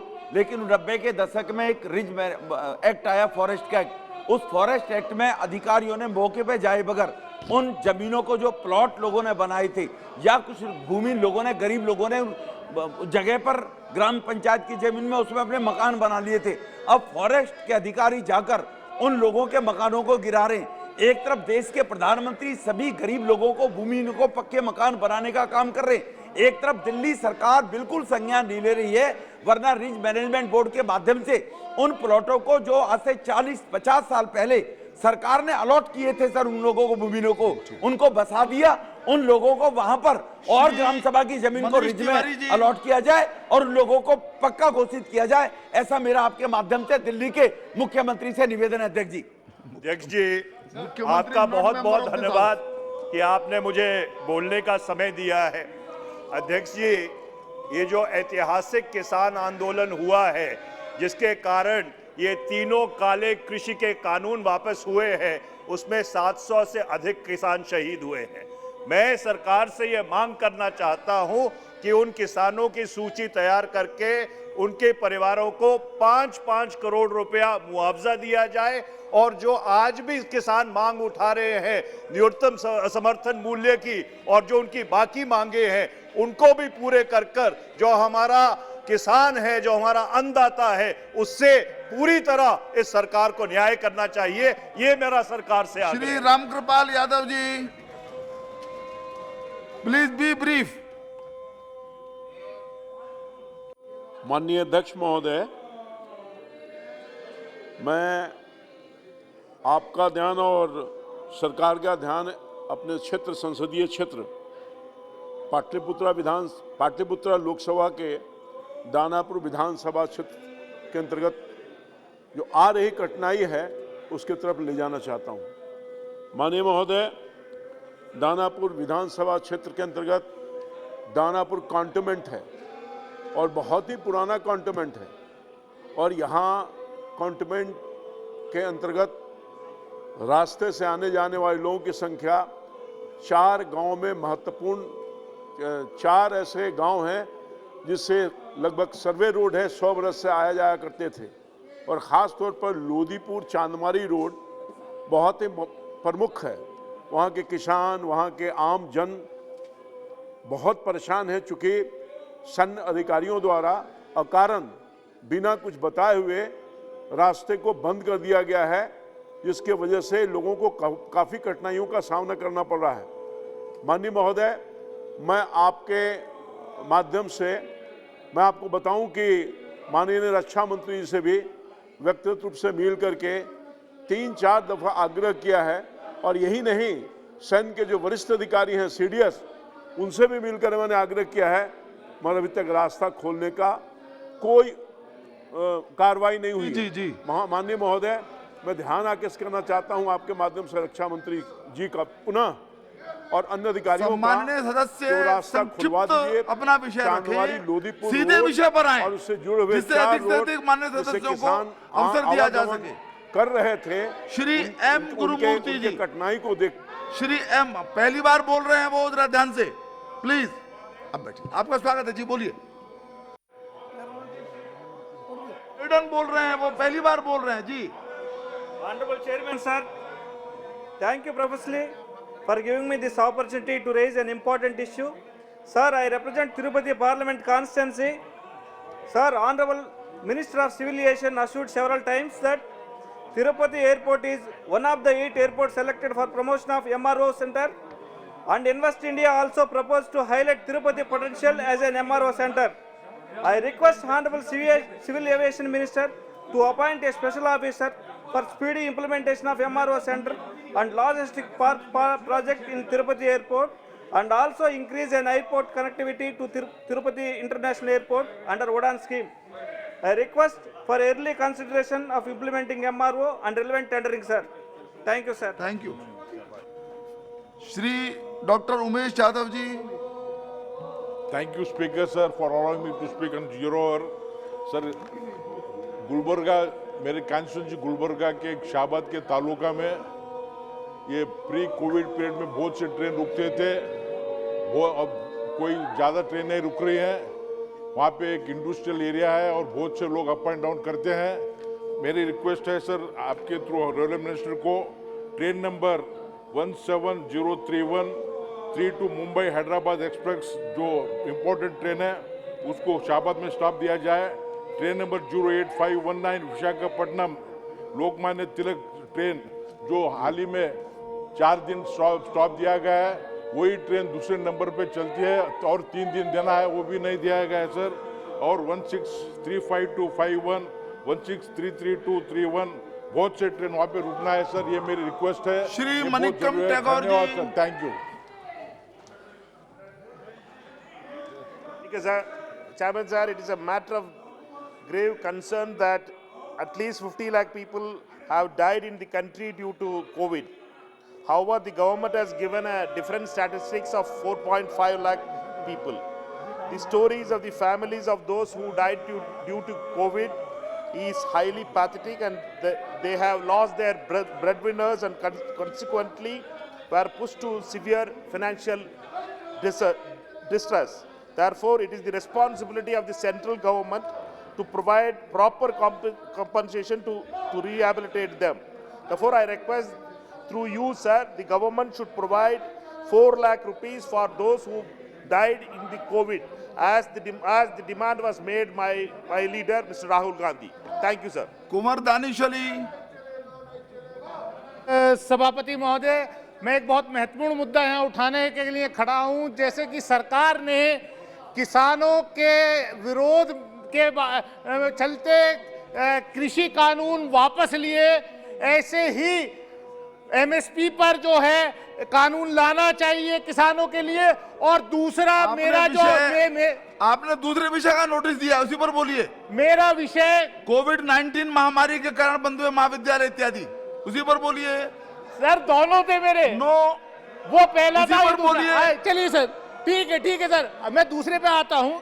मैं सभापति महोदय आपके माध्यम से सरकार से ये मांग करता हूं कि कोविड के चलते विश्वविद्यालय बंद हुए थे, स्कूल्स बंद हुए थे, स्कूल्स खुल गए लेकिन सारे ऑफिसेज खुल गए, लेकिन जहां पर देश का भविष्य तय होता है, जहां पर ओपन स्पेस होता है, विश्वविद्यालय अभी तक बंद हैं। और खास तौर से ऐसे विश्वविद्यालय जामिया मिलिया इस्लामिया हो, जेएनयू हो, अलीगढ़ मुस्लिम यूनिवर्सिटी हो, जहां पर छात्रों ने इस देश को रोशनी दिखाई थी, वहां के कई छात्र नेता जो है जेल में यूएपीए के तहत गलत मुकदमे लगा करके उन्हें जेलों में बंद करके रखा है, उनको छोड़ा जाए। और श्री मनोज कोटक जी प्लीज। धन्यवाद अध्यक्ष महोदय। पिछले कुछ दिनों में महाराष्ट्र में सामाजिक सौहार्द खराब करने वाली घटनाएं हुई है। महाराष्ट्र में अमरावती, नांदेड़, मालेगांव इन जैसे शहरों में प्लान्ड तरीके में बहुसंख्य हिंदुओं के व्यापारी एस्टैब्लिशमेंट और घरों के ऊपर हमले किए गए। त्रिपुरा में जो घटना बनी नहीं थी उसको सोशल मीडिया के ऊपर फैलाकर लघुमतियों को रोड के ऊपर लाया गया और बहुसंख्य हिंदुओं की इमारतों को टारगेट किया गया। इस तरह की घटना में राज्य सरकार और पुलिस की भूमिकाएं संदिग्ध है। रजा एकेडमी और पीएफआई जैसी संस्थाओं की भूमिका संदिग्ध है, इसकी जांच होनी चाहिए। रजा एकेडमी और पीएफआई जैसी संस्थाओं पे बैन लगना चाहिए। और जिस तरह से बहुसंख्य हिंदुओं को टारगेट किया गया, पुलिस ने भी दूसरे दिन कार्रवाई में केवल और केवल हिंदुओं के ऊपर कार्रवाई की है। महाराष्ट्र की सरकार इस तरह से टारगेट करने का काम कर रही है। उदय प्रताप मेरी सिंह आपके माध्यम से सरकार से मांग है कि इस तरह की घटना की धन्यवाद माननीय सभापति जी। सबसे पहले मैं कोविड के समय बेहतर प्रबंधन के लिए रेल मंत्रालय का हृदय से धन्यवाद ज्ञापित करता हूं। साथ ही आपके माध्यम से माननीय रेल मंत्री जी से आग्रह करूंगा कि कोरोना काल में जो ट्रेन बंद हुई हैं, मेरे संसदीय क्षेत्र होशंगाबाद नरसिंहपुर में शटल और पैसेंजर ट्रेन बंद किए गए थे, जिनका छोटे छोटे स्टेशन पर प्रभाव पड़ा है। मेरा आपके माध्यम से सरकार से अनुरोध है कि गुर्रा, बोहानी, सालेचौका, जुनेटा, बागरा तबा, सोनतलाई, गुरमखेड़ी जैसे छोटे स्टेशंस को लाभ मिले, वहाँ के अप डाउनर्स को सुविधा मिले, तो शटल और पैसेंजर ट्रेन दोबारा चालू कराई जाए और एक मेमू ट्रेन और चालू करें जिससे स्थानीय पैसेंजर्स को लाभ मिल सके। आपने मुझे समय दिया, इसके लिए आपका अध्यक्ष महोदय, ये बहुत ही गंभीर बात है कि आज किसानों की हत्या, किसानों की मौत मतलब हमारे लिए सिर्फ एक आंकड़ा बनकर रह गई है। ये जो किसानों का कानून लाया गया था उसमें 750 किसानों की मौत हुई, लेकिन मेरे मराठवाड़ा क्षेत्र के अंदर पिछले एक साल के अंदर 756 किसानों ने आत्महत्या की है, जिसमें औरंगाबाद जिले के अंदर 150 किसानों ने और बीड़ जिले के अंदर 174 किसानों ने आत्महत्या की है। इसीलिए जब आज ये आंदोलन कर रहे हैं एमएसपी के बारे में, हम इसका समर्थन करते हैं। अध्यक्ष महोदय, इतनी बारिश हुई है, महज सिर्फ पंचनामे किए जाते हैं। राज्य सरकार कहता है कि केंद्र सरकार क्या हिस्सा हमें नहीं मिला है, इस वजह से हम किसानों का जो बीमा है, इंश्योरेंस का पैसा है, वो नहीं दे सक रहे हैं। सिर्फ राज्य और केंद्र सरकार के झगड़े के बीच में आज इतने किसान अगर आत्महत्या कर रहे हैं तो यकीनन इस देश के लिए बहुत चिंता की बात है। इसीलिए हम केंद्र सरकार से अनुरोध करेंगे, जो अतिवृष्टि, जो बारिश की वजह से किसानों का नुकसान हुआ है, उसके लिए केंद्र सरकार की तरफ से एक विशेष पैकेज वहां के किसानों को दिया जाए। धन्यवाद। श्रीमती गीता कोड़ा जी। बहुत बहुत धन्यवाद अध्यक्ष महोदय, आपने बोलने का मौका दिया। अध्यक्ष सभापति महोदय जी बोलिए। पिछले कोरोना काल में कई ट्रेनों को बंद कर दिया गया, जो छोटे छोटे स्टेशन थे वहाँ पर ठहराव बंद कर दिया गया। मैं आपके माध्यम से माननीय रेल मंत्री से ये मांग करती हूँ कि मेरे संसदीय क्षेत्र में Tata Itwari express, Tata Bilaspur, Tata LAP express और शालीमार कुर्ला एक्सप्रेस, जगदलपुर हावड़ा, इन ट्रेनों का परिचालन पूर्व की भांति किया जाए ताकि वहाँ के लोगों को आवागमन में सुविधा हो। आज इसके ट्रेन परिचालन बंद होने के कारण आज वहाँ के लोग रोजगार से वंचित हो रहे हैं। कई बच्चे पढ़ाई नहीं कर पा रहे हैं, मेडिकल फैसिलिटी लोगों को नहीं मिल पा रही है। मैं आपसे ये मांग करती हूँ आपके माध्यम से सरकार से कि इन ट्रेनों का परिचालन पुनः किया जाए। बहुत बहुत धन्यवाद। श्रीमती अपरूपा पोद्दार।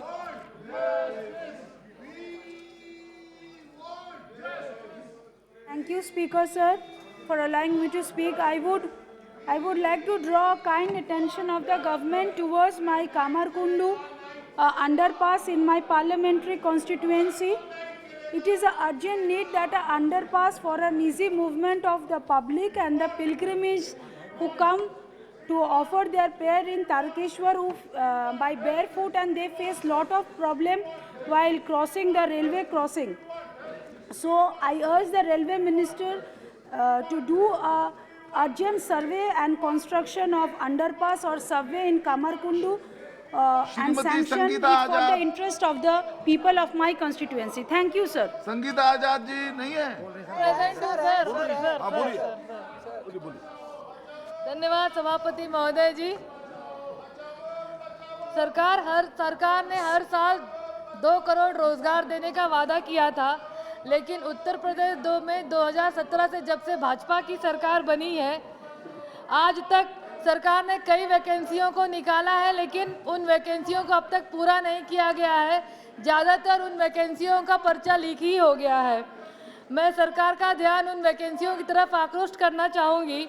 2017 में सब इंस्पेक्टर का पर्चा लीक हुआ, 2018 में सहायक शिक्षा भर्ती का पर्चा लीक हुआ, 2018 में यूपी पीसीएल का पर्चा लीक हुआ, 2018 में यूपी पुलिस, 2018 में अधीनस्थ सेवा, 2018 में स्वास्थ्य विभाग प्रोन्नत, 2018 में नलकूप ऑपरेटर, 41,520 सिपाही भर्ती, 2020 में 59,000 शिक्षा भर्ती, 2021 में बीएड परीक्षा, 21 में ही पीईटी परीक्षा, अक्टूबर 2021 में सहायता प्राप्त स्कूल शिक्षक प्रधानाचार्य की भर्ती, अगस्त 2021 में यूपी पीजीटी नीट की परीक्षा, और अभी हाल में 28 नवंबर को यूपी टेट की परीक्षा थी, जिसका पर्चा 23 तारीख को ही लीक हो गया था। अध्यक्ष जी, मैं आपके माध्यम से मांग करती हूं कि आपके द्वारा प्रदेश सरकार को निर्देशित किया जाए कि इन वैकेंसियों को जल्द से जल्द भरा जाए। और 2 पॉइंट और ऐड करना चाहूँगी कि जिन अभ्यर्थियों की आयु सीमा खत्म हो रही है, उन अभ्यर्थियों की आयु सीमा को बढ़ाया जाए, और जो 75% गरीब अभ्यर्थियों ने इस पर्चे को भरा गया था, कम से कम उनको आने जाने का किराया भत्ता दिया जाए। आपने मुझे बोलने का मौका दिया, बहुत बहुत धन्यवाद जी। अति महत्वपूर्ण विषय इस सदन में उठाने के लिए मुझे अनुमति प्रदान की है।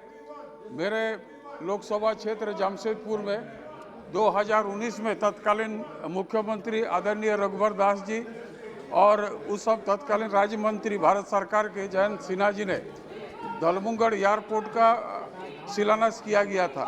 एयरपोर्ट अथॉरिटी ऑफ इंडिया द्वारा लगभग 100 करोड़ रुपया भी आवंटन किया गया था, लेकिन आज तक टाटा घराना जैसे भारी उद्योग होने के बावजूद, लगभग 2000 स्मॉल स्केल ऑटोमोबाइल सेक्टर होने के बावजूद आज वहाँ पर एयरपोर्ट का काम शुरू नहीं हो सका, जबकि 3 स्टेट का काम पश्चिम बंगाल, उड़ीसा और झारखंड के जमशेदपुर और पश्चिम बंगाल के खड़गपुर और उड़ीसा के बालेश्वर, 3 स्टेट का इंडस्ट्रियल बेल्ट जो है उससे लगभग करीब इलाका में पड़ता है। आज वहाँ पर सेंट्रल माइंस होने के बावजूद एयरपोर्ट का काम अभी तक शुरू नहीं हुआ। आपके माध्यम से माननीय मंत्री से आग्रह करना चाहता है कि यथाशीघ्र जमशेदपुर एयरपोर्ट का काम शुरू किया जाए। धन्यवाद सभापति महोदय। Sir, Mr. Habib, 126-year-old Mullaperiyar Dam in a dangerous position. Sir उनको माइक दिया है।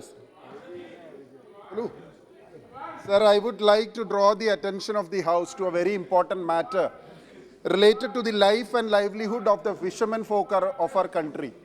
Sir, the World Trade Organization, which is going to happen in Geneva in March, in the 12th Ministerial Conferences proposes to cut off all the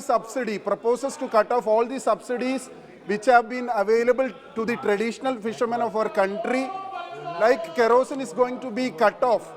But India should take a stand in this matter because, sir, the marine wealth, 7.28% of our GDP is the marine wealth of our country. So, sir, the traditional fishermen whose life and livelihood is to be protected, India should take a stand in this particular conference which is going to be held in Geneva, that we should support the fishermen of our country and continue the subsidies as below. Shri Sir, Rahul सबका साथ, Kasama ji. सबका विकास, सबका विश्वास, यही नरेंद्र मोदी। राहुल कसमा जी। धन्यवाद अध्यक्ष महोदय। अध्यक्ष महोदय, मेरी लोकसभा क्षेत्र चूरू के अंदर आने वाली नौहर, बादरा और रावतसर तहसील का एक बहुत ही महत्वपूर्ण मुद्दा है जो मैं आपके आगे उठाना चाहता हूं। अध्यक्ष महोदय, प्रधानमंत्री फसल बीमा योजना के तहत इन तीनों ब्लॉक्स के अंदर 550 करोड़ रुपए का क्लेम बनता है, रबी 20 और 21 का, और 3 महीने हो गए हैं बीमा कंपनी जो एग्रीकल्चर इंश्योरेंस कंपनी है आज तक किसानों को क्लेम नहीं दे रही है।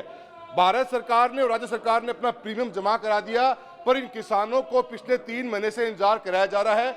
एग्रीकल्चर इंश्योरेंस कंपनी हाय दिन नए बहाने बनाती है और बीमा पॉलिसी का एक प्रावधान है कि अगर आप लेट पेमेंट देते हो तो 12% का ब्याज दिया जाएगा। मेरा आपके माध्यम से सरकार से अनुरोध है कि बीमा कंपनी को पाबंद करके नौहर, भादरा और रावतसर के किसानों को उनका हक का पैसा दिलाया जाए। बहुत बहुत पार्थवन जी। Yes, sir. If the kerosene allocation to the Kerala state is reduced by union government, if affected thousands of people in Kerala will use this for cooking, farmers' motor operations and in fishing boats. The price hike of LPG also demands more kerosene, and importantly, traditional fisher folk use kerosene in their boats. Whether union government will allocate more kerosene to Kerala with more subsidies. Thank you, sir. Shri Dean Kuriakos.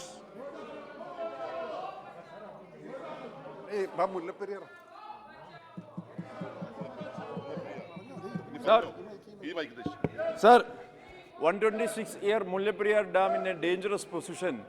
Sir, the unfortunate heavy rainfall is still continuing there due to the climate change. If anything happening to that dam, it will be an international disaster, sir. Lakhs and lakhs people will be the victims. Sir, the government should intervene. Nobody is taking care about the concern about the safety of Kerala people, including our state government. Our state government is playing a faulty game, sir. They are agreed once to Tamil Nadu government for strengthening the baby dam, but that was not the issue. Issue with the main dam, sir. All the competent reports, including United Nations, Roorkee IIT, IIT Delhi, they indicates the unsafety of Mullaperiyar Dam, sir. It is seismologically, constructively and hydrologically unsafe, sir. It should be decommissioned immediately. Otherwise, we are ready to provide enough water to Tamil Nadu. Enough water. Shrimati Jyotsna Mahant ji.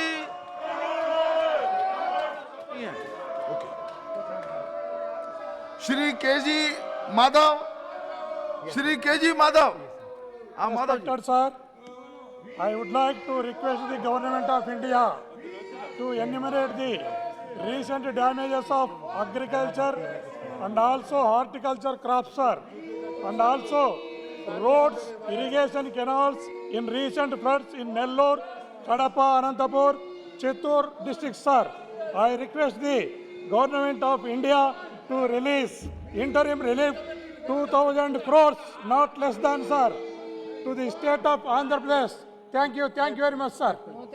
Shri Bhagwant Mann ji. बहुत बहुत धन्यवाद sir. Punjab में भारतीय फौज की भर्ती की प्रक्रिया शुरू हुई थी सर फरवरी 2021 के लिए। पंजाब में कम से कम 16-17 हज़ार लड़कों ने, नौजवानों ने अपना फिजिकल टेस्ट पास किया। सिर्फ मेरी कंस्टिट्यूंसी संगरूर के 4,000 लड़कों ने पटियाला कैंट में फिजिकल टेस्ट पास किया। बड़ी मुश्किल से वो तैयारी करते हैं, उन्होंने टेस्ट पास किया, लेकिन कोरोना के चलते सर उनका जो रिटर्न टेस्ट है उसकी डेट कैंसिल हो गई। उसके बाद फिर डेट कोई मिली और वो भी कैंसिल हो गई। सर, उनकी तरफ से पंजाब के 20,000 नौजवान जो फौज में देश की सेवा करनी चाहते हैं, खास तौर पे 4,000 लड़के जो मेरे पास आए थे संगरूर के, उनकी तरफ से मैं आपके माध्यम से डिफेंस मिनिस्ट्री से मांग करता हूं जल्दी से जल्दी उनकी जो रिटर्न टेस्ट की तारीख तय की जाए ताकि वो देश की सेवा कर सकें। बाकी और टेस्ट और नौकरियां हो चुके हैं सर, धन्यवाद। श्री अनिल फिरोजिया जी, नहीं, श्रीमती प्रमिला बिशोई जी,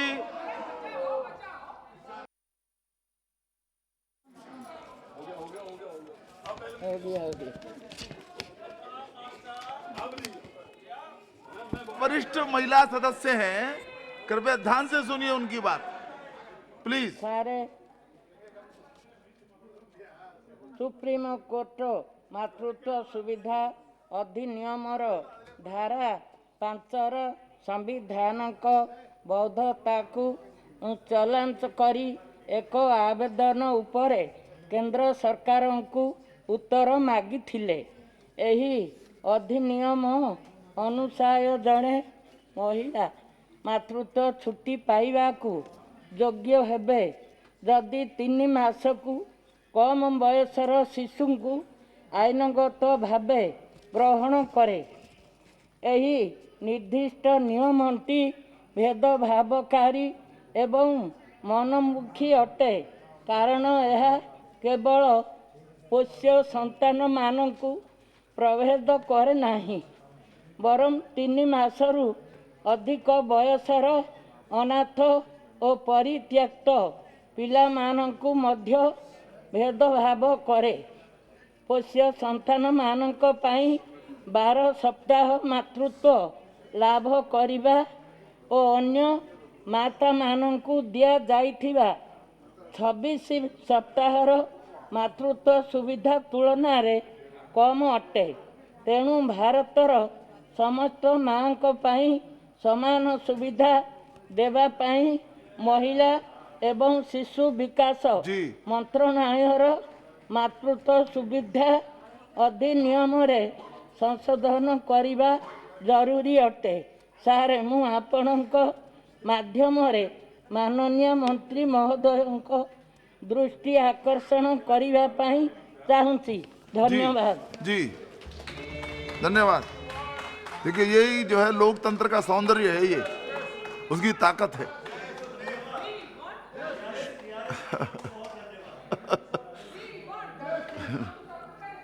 Shri CN Annadurai.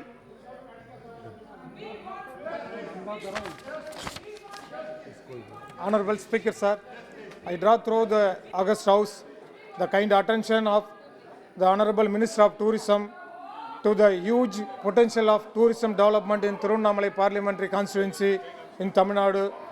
The world famous Lord Arunachaleswarar Shiva Temple for Darshan and Girivalam are hotspot for domestic and international tourism.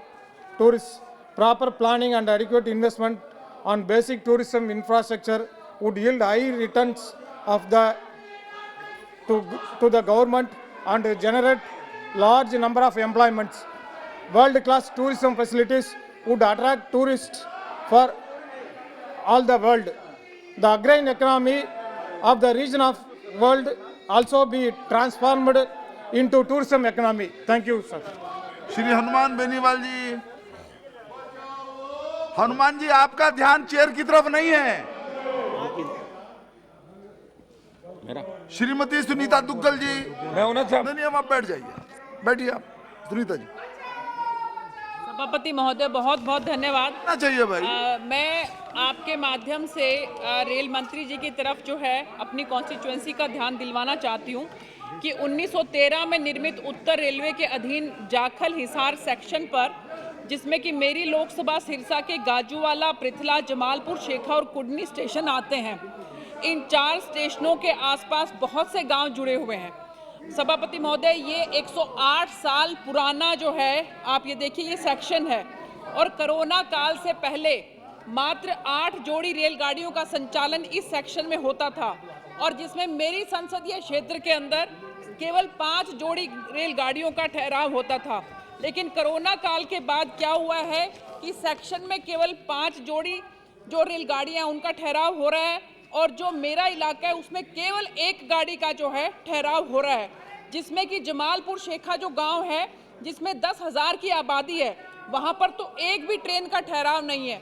तो आपके माध्यम से मैं आदरणीय रेल मंत्री जी से ये आग्रह करना चाहती हूँ कि नंबर 1 बात कि 108 साल पुराने इस सेक्शन की तरफ ध्यान दिया जाए।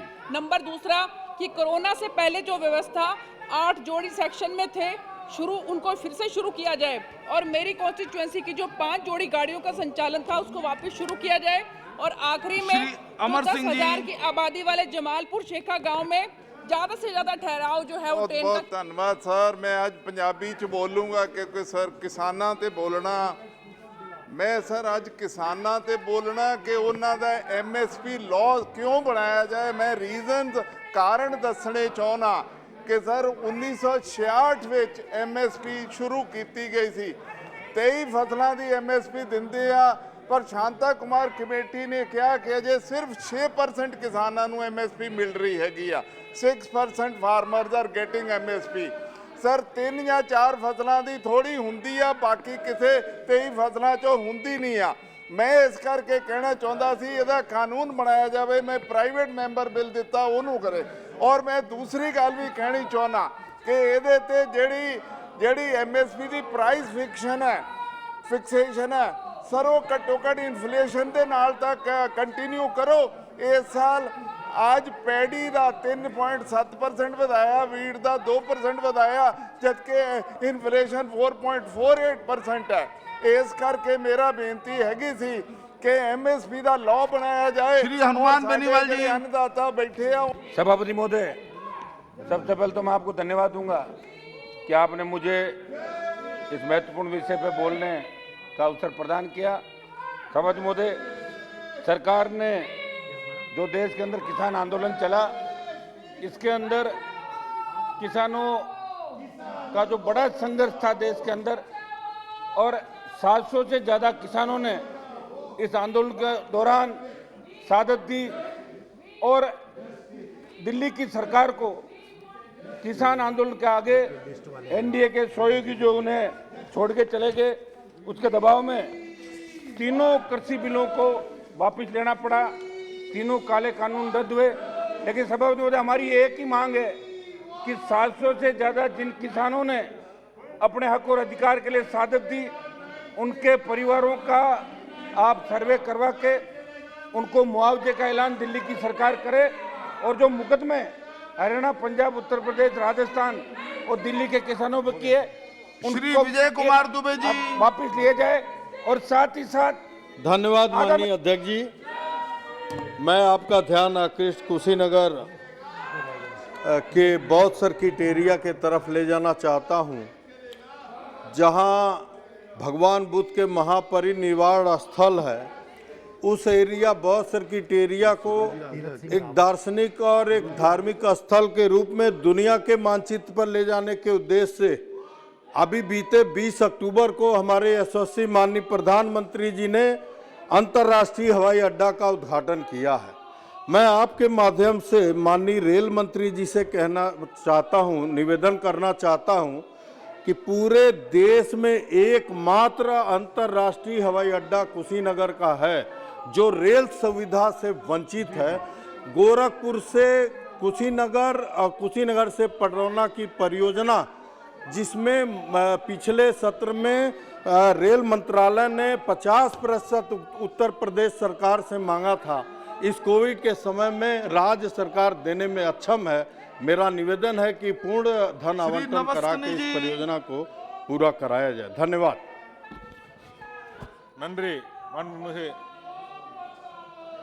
நன்றி மக்களவை தலைவர் அவர்களே. என்னுடைய பாராளுமன்ற தொகுதி ராமநாதபுரம் மாவட்டம், ராமநாதபுரம் பாம்பன் கடல் வழியாக புதிதாக அமைய இருக்கக்கூடிய பாலத்தை குடியிருப்புகளை பாதிக்காத அளவு மாற்றுப்பாதைகளை அமைக்க வேண்டும் என்று கேட்டுக்கொள்கின்றேன். அந்த புதிதாக கடல் வழியாக அமையக்கூடிய பாலத்திலே 400க்கும் மேற்பட்ட வீடுகள் பாதிக்கப்படுவதால் அந்த பகுதியில் இருக்கக்கூடிய குடியிருப்பு வாசிகள் அச்சத்தில் இருக்கின்றார்கள். அவருடைய அச்சத்தை போக்கக்கூடிய வகையிலே இந்த திட்டத்தை மாற்றுப்பாதையில் அமைக்க வேண்டும் என்று கேட்டுக்கொள்கின்றேன். தமிழகத்திலே வடகிழக்கு பருவமழை தீவிரமடைந்து பல்வேறு மாவட்டங்கள் பாதிக்கப்பட்டிருக்கின்றது. தமிழக அரசு தீவிரமான நடவடிக்கை எடுத்து வருகிறது. தொடர்ந்து ஒன்றிய குழுவினர் பார்வையிட்டு சென்றிருக்கின்றார்கள். தமிழக அரசு கோரியுள்ள அந்த நிவாரண நிதியை உடனடியாக தமிழகத்திற்கு வழங்க வேண்டும் என்று கேட்டுக்கொள்கின்றேன். தமிழ்நாட்டிலே கொரோனா பொது முடக்கத்தின் காரணமாக குறைக்கப்பட்ட அந்த உள்நாட்டு விமான சேவைகளை மீண்டும் அதிகப்படுத்த வேண்டும். குறிப்பாக மதுரை, சென்னை போன்ற உள்நாட்டு விமான நிலையங்களுக்காக இடையிலே குறைக்கப்பட்டிருக்கக்கூடிய அந்த விமான சேவையை மீண்டும் அதிகப்படுத்த வேண்டும். மீனவர்கள் அதிகமாக வாழக்கூடிய பகுதி என்னுடைய பாராளுமன்ற தொகுதி. மீனவருடைய பாதுகாப்பு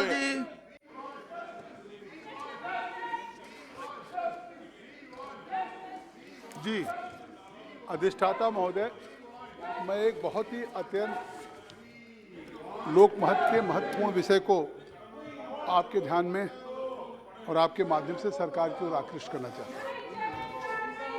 कोरोना की वैश्विक चुनौती से न केवल भारत, पूरी दुनिया जूझ रहा था और जिस तरह से प्रधानमंत्री नरेंद्र मोदी जी के नेतृत्व में हमने कोविड की चुनौतियों को और उस यहाँ तक कि उन चुनौतियों का सामना नहीं किया, बल्कि लोगों के जान और जहान को भी बचाने का काम किया। हमारे वैज्ञानिकों ने सीधे बात पर आइए प्लीज। या मैं कहना चाहता हूँ कि आज एक फिर से नया वायरेंट जो पूरी दुनिया के सामने खतरा हो गया, ओमिक्रॉन, और उस ओमिक्रॉन के खतरे से अभी भारत अछूता है। भारत ने 1 दिसंबर से एक मेडिकल हेल्थ प्रोटोकॉल की गाइडलाइन जारी किया है कि 12 कंट्रीज के आने वाले लोगों का RT-PCR होगा। नेगेटिव होने के बावजूद भी वो 7 दिन के लिए उनको होम क्वारंटीन में रहना होगा। लेकिन इसमें निश्चित तौर से राज्य सरकारों को भी सहयोग करना होगा कि कहीं ये चुनौती न खतरा हो जाए, इसकी जागरूकता के लिए, क्योंकि जिस तरीके से इसमें 30 म्यूटेशंस हो रहे हैं और स्पाइक प्रोटीन को लेकर के इसके जीनोम के डाटाबेस बनाने की बात है, तो ये मैं आपके माध्यम से बड़ा महत्वपूर्ण है कि आज इस चुनौतियों पे निश्चित तौर से जिस तरह से कदम उठाया है, 64,000 रावत जी, मैं आखिरी बात एक लाइन कह दूं। धन्यवाद अध्यक्ष जी। चलिए असी से धन्यवाद किया है अन्य कि सभापति हर जी, जिले में आपने टेस्ट मुझे होगा, टेस्ट लैब होगा, तहसील में होगा और डिस्ट्रिक्ट पे होगा। देश के अंदर एक शिक्षा नीति बनी और जिसका स्वागत हम सब लोगों ने किया, पूरे देश ने किया। लेकिन साथ ही मैं कहना चाहूँगा कि मेरे उत्तराखंड के अंदर विषम भौगोलिक परिस्थितियाँ हैं, मैदान भी है, पहाड़ भी है। आज भी पहाड़ के दूर दराज क्षेत्रों में अच्छी शिक्षा नहीं है। मैंने पिछले समय में भी यह विषय उठाया था और वो प्रक्रिया आगे बढ़ी थी कि हर ब्लॉक में केंद्रीय विद्यालय खुलें, और जो प्रक्रिया आगे बढ़ी, लोगों ने जगह भी दी है और अन्य उपलब्धि कराने की बात की है। मान्य, और ये प्रक्रिया आगे बढ़े और हर ब्लॉक में एक केंद्रीय विद्यालय खुले। मेरा भारत सरकार से, शिक्षा मंत्री से ये आपके माध्यम से डिमांड है, मांग है मान्यवर, जिससे अच्छी शिक्षा वहाँ के क्षेत्र के बच्चे भी ले सकें। धन्यवाद। धन्यवाद सभापति महोदय। देश में ग्रामीण पर्यटन की संभावनाओं को पहचानते हुए टूरिज्म मंत्रालय ने स्वदेश दर्शन योजना के अंतर्गत 15 ग्रामीण थीमेटिक सर्किट की पहचान की है, जिसका लक्ष्य है ग्रामीण अर्थव्यवस्था को पुनः मजबूती देना तथा घरेलू एवं अंतर्राष्ट्रीय पर्यटकों को देश के ग्रामीण पहलू से झलक दिलाना। अतः मैं आपके माध्यम से माननीय मंत्री टूरिज्म से ये निवेदन करता हूँ कि मेरे संसदीय क्षेत्र गोपालगंज में स्थित थावे पीठ, जहाँ माँ दुर्गा की भव्य मंदिर है, उसको स्वदेश दर्शन स्कीम में शामिल किया जाए। धन्यवाद सभापति। श्री सुशील कुमार सिंह जी।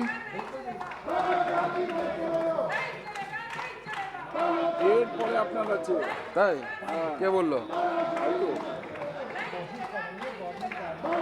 के सामने और सरकार के सामने एक ऐसे विषय को उठाने जा रहा हूं जिससे लाखों लोग प्रभावित हैं।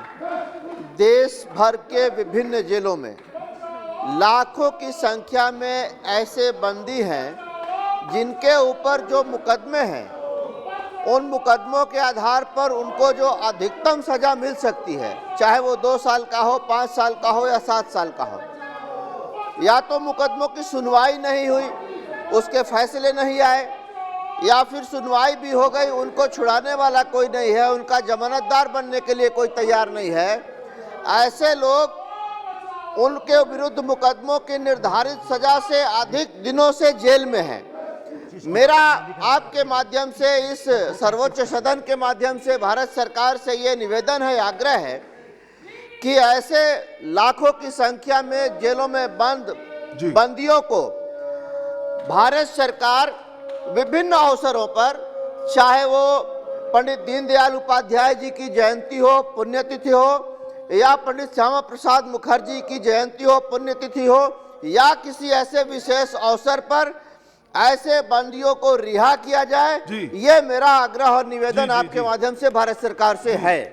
देखिए माननीय सदस्यगण, बहुत बड़ी संख्या में माननीय सदस्यगण अपना विषय रखना चाहते हैं। कोशिश करेंगे कि 6 बजे के पश्चात शून्य प्रहर फिर लिया जाए, तो आप धैर्य रखिए और प्रतीक्षा कीजिए। सभा की कार्यवाही 2:35 तक के लिए स्थगित की जाती है।